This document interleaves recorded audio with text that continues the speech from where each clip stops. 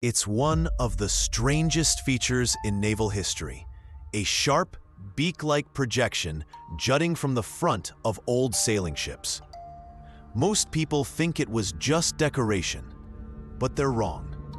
This mysterious structure changed the way ships conquered the seas, and its hidden purpose will surprise you. During the Age of Sail, one specific feature on the prow of European ships would forever alter the course of maritime design. Known as the beakhead in nautical English, this forward extension resembling a bird's beak became prominent in the 15th and 16th centuries, especially on Iberian galleons. Soon, it became a symbol of a new era in shipbuilding. At first, the beakhead might have looked like mere ornamentation, often adorned with carvings of lions, mermaids, or mythical figures. But in practice, it was a vital structural component. Its main function was to create a forward base extending from the hull, allowing the installation of additional nautical elements and helping to distribute the strain from masts and sails more efficiently. Looking back at earlier vessels, like Viking drakers, caravels, or Mediterranean galleys, you'll notice that their prows were simply continuations of the hull, lacking any projection. These ships relied heavily on a single central sail and had limited maneuverability. There was no space or structural support for additional forward masts or sails, making them less effective against headwinds and unstable in open seas. Even Ottoman warships and Ming Dynasty Chinese junks, contemporary to the galleons, lacked anything resembling a beakhead. Though junks featured efficient sails and compartmentalized hulls, they had no framework to support a forward mast or triangular head sails. Galleys, on the other hand, powered by oars and low prows, were fast but fragile in rough waters and unsuitable for long voyages. The introduction of the beakhead was a structural leap forward. It enabled the rise of more robust, stable, and versatile ships, capable of enduring ocean crossings with greater efficiency. But its true impact is clearest when we consider what it allowed engineers to build upon it. The bowsprit, a diagonal mast extending forward from the ship. Thanks to the beakhead, naval architects could install the bowsprit, which in turn supported staysails, triangular sails rigged between the bowsprit and the main masts. These sails weren't the ship's primary means of propulsion, but they played a critical role in stabilization and bow control, especially in crosswinds or when sailing against the wind. It's true that large galleons with their square sails couldn't tack into the wind like lateen-rigged caravels, which were much nimbler in headwinds. However, the combination of staysails and auxiliary sails at the stern greatly improved the maneuverability of these sea giants, allowing them to zigzag and reposition even when winds were unfavorable. It wasn't much, but in crucial moments, it could make all the difference.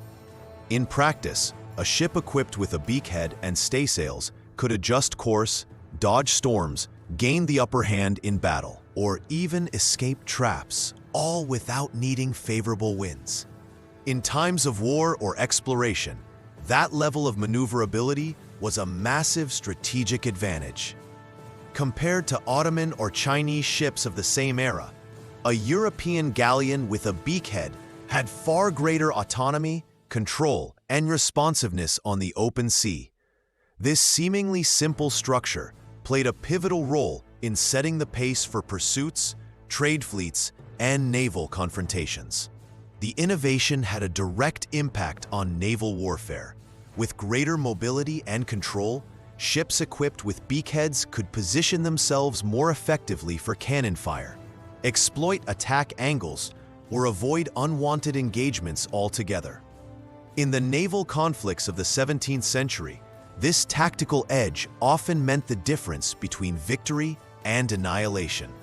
For all these reasons, the beakhead was far from mere decoration. It was a revolutionary structural platform that made more complex sail systems possible. And in doing so, transformed European ships into dominant ocean-faring machines. If the beakhead was essential to a ship's engineering, it also became its symbolic face. It was on this forward projection of the bow that figureheads were placed, elaborate carvings that were far more than mere decoration. They represented power, protection, identity, and often superstition. Figureheads could portray fierce creatures like lions or eagles, emblems used by nations eager to project strength and dominance. Others depicted mythical beings such as mermaids, tritons, or sea gods like Poseidon or Neptune, intended to appease the invisible forces that ruled the seas. In some cases, the carvings were religious symbols, saints, angels, or crosses, especially on Portuguese and Spanish warships. During the Great Maritime expeditions, the chosen figurehead revealed much about the ship's purpose. A merchant vessel might display a soft-featured woman in flowing robes, a symbol of abundance, fertility, or hope for a safe return home. A warship, on the other hand, would brandish snarling beasts, warriors, or imperial coats of arms. Many of these figureheads were painted in rich detail, using gold or red, colors tied to prestige and bravery. But these were more than artistic flourishes. Sailors believed these carvings were living talismans, protectors that could calm storms, guide through fog, and even house the soul of the ship. So deep was this belief that crew members avoided touching the figurehead without the captain's permission. Some legends warned that damaging the figurehead would curse the voyage or doom the ship to wreck. The symbolism was so powerful that ships were treated almost as living beings, given names, christened in ceremonial launches, and, when lost or decommissioned, were said to have died. The figurehead, then, was the ship's face and spirit, the first to greet the horizon, and sometimes the last to sink. It embodied the crew's faith and pride.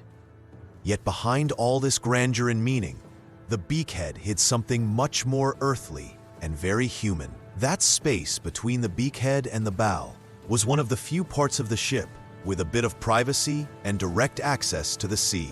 It's where sailors installed the first shipboard toilets, or at least the version available in those days. Wooden planks with holes were fixed between the beakhead's beams, and gravity took care of the rest. Waste dropped straight into the ocean. Using this area as a makeshift toilet was a matter of practicality. It was ventilated, far from the crew's quarters, and had constant access to flowing water. It was, quite literally, the only functional place for such needs before even the simplest closed facilities were invented. For sailors of the time, this was just a part of daily life. But for us today, it's almost unbelievable. A strange and intimate detail that reveals much about life at sea. And so, the very spot that held the figure of honor, courage, and divine protection also served one of the most basic and unavoidable human needs.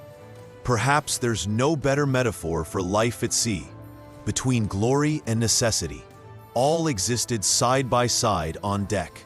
However, like so many innovations of the sailing era, the beakhead also had its lifespan.